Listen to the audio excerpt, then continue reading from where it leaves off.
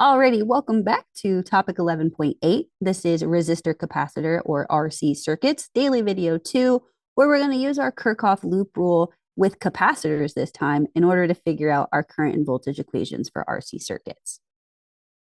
I'm Dr. Kelly Miza. I teach at Delaware Valley Regional High School in Frenchtown, New Jersey. So let's start off with a little bit of review. So previously, we looked at Kirchhoff's loop rule, which more or less says that if you make one complete loop around a circuit, the sum of those potential differences is zero. Voltage across a resistor from Ohm's law is V equals IR, and the voltage across a capacitor is Q over C. So let's just jump right into an example. Okay, so we're going to have a simple RC circuit, which means we have one resistor and one capacitor in series with our battery. I'm going to put on the plus and minus little notations so that we remember what's the positive side of our battery and what's the negative side of our battery, and same for our capacitor. Now remember, the positive plate of our capacitor is the one that's attached to the positive terminal of the battery. So I'm going to make my loop rule. So I'm going to sketch in my current here in orange. I'm going to sketch in my loop in green. And then I'm going to follow my loop. So I like to start in the bottom left corner. So I'm going to get boosted by our battery. So plus V battery, same direction as the current through this resistor. So minus V resistor. And I'm going from positive to negative. So I'm dropping a V capacitor before I get back to where I started. So that's going to be all equal to 0. I'm just going to make a couple little substitutions. So I'm going to say VB instead of V battery. Voltage across a resistor is current times resistance, and the voltage across the capacitor, I'm going to just smush it down to be VC equals 0. So now we need to remember back in time that the charge on a capacitor is the capacitance times the voltage across the capacitor.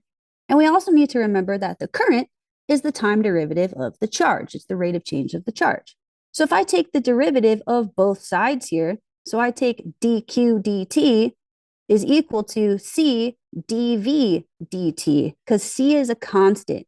The capacitance depends on the geometry and the materials of the capacitor. Once it's built, you can't change it. So I'm going to make that substitution that the current is dq dt. So the current is the capacitance times dV dt. And I can do that because my resistor and my capacitor are in series. So they have the same current, remember. So I have V battery minus RC dV dt minus VC equals 0 at the end of the day after make those substitutions, which means it's Diffie Q time. That's what we're doing this video today. Sorry, hope you like calc. Alrighty, so let's take it from the top. This is where we left off. We're going to scooch those VCs and VBs to the other side using our algebra skills. Then I'm going to multiply dt to the other side. Yes, you're allowed to do that. Your calc teacher might yell at you, but they do it too. And then I'm going to separate my variables. So I'm going to take my negative RC and move it over here to be with my dt. I'm going to take this VC minus VB and move it over here so that my VCs are all on the same side, either by multiplication or division. And pretty much everything else that I can multiply or divide, I'm going to stick it over with the dt. Okay. So our variables have been separated. We are ready to integrate. So from here, I'm integrating from the initial voltage of my capacitor to some future voltage of my capacitor. And that means on the right side, I'm going from time of 0 to a time of t. The d, whatever, that tells you what you're integrating over. So that determines what your initial and final values are. Now, from here, it's time to solve. So this is where we left off. This is on your equation sheet if you do not remember how to actually integrate the left side of this on your own.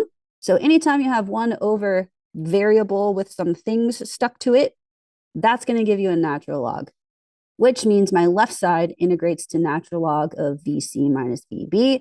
And my right side, since I have constant stuff dt, that's going to give me negative t over RC.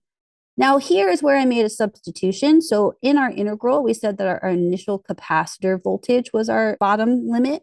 I'm charging my capacitor from what I'm doing from now on. So when my capacitor is uncharged, it has no charge, so it has no voltage. So that initial voltage is going to be 0. Everything up till here is the same for a discharging capacitor, except you'll start at a full capacitor and then discharge it. So that's the only difference between these derivations is I'm charging the capacitor, I start with a voltage of 0, versus I'm discharging the capacitor, I start with a voltage of V, whatever it was.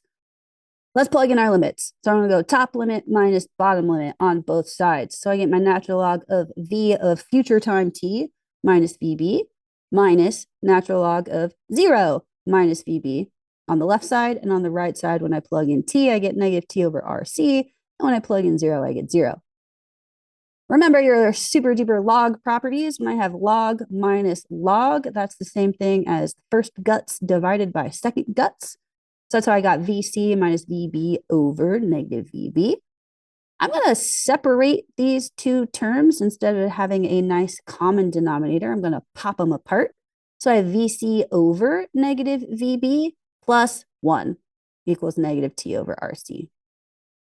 From there, this is where we left off. In order to get rid of a natural log, I'm going to take E. I'm going to E both sides. So E to a natural log, those essentially cancel out because they're inverses of each other. So that leaves me just the guts, negative V of T over VB plus 1. And on the right side, I have E to the negative T over RC. Now, in case you forgot, because it's been a few minutes since we set up the problem, we're solving for the voltage as a function of time across our charging capacitor. So I'm solving for VC of T. So let's rearrange. I'm going to add that over, subtract that over. So I got VC over VB equals 1 minus E to the negative T over RC. Last but not least, I'm going to multiply VB to the other side to get my final answer that the voltage across the capacitor as a function of time is V of the battery, 1 minus E to the negative T over RC. And that's the voltage across a charging capacitor. And if you remember that Q equals CV, I can multiply both sides by C to get the charge on a charging capacitor is CV, or your total full charge, 1 minus E to the negative T over RC. So C times the voltage of the battery. That's your full charge, the most charge it can possibly have, and the most voltage it can possibly have, are what these terms in front tell me. Okay, so we have it for our capacitor. If we want it for our resistor, we just need to remember that the current is the derivative of the charge. We have the charge. Because the resistor is in series with the capacitor, they have the same current / change in charge. That means my current through my resistor is going to be the derivative of that charge expression that we just got. So it's going to be E to the negative T over RC. Nice fun dependence. And the voltage across our resistor from our loop rule, if we just rearrange that a little bit, it's going to be the voltage of the battery minus the voltage of the capacitor. So if I take VB minus that VC expression we just got, we get back to VB e to the negative T over RC. You could also get the current by remembering V equals IR. So you could take V and divide by R and get the same thing, which is pretty neat. Okay, so what should we take away? Yeah.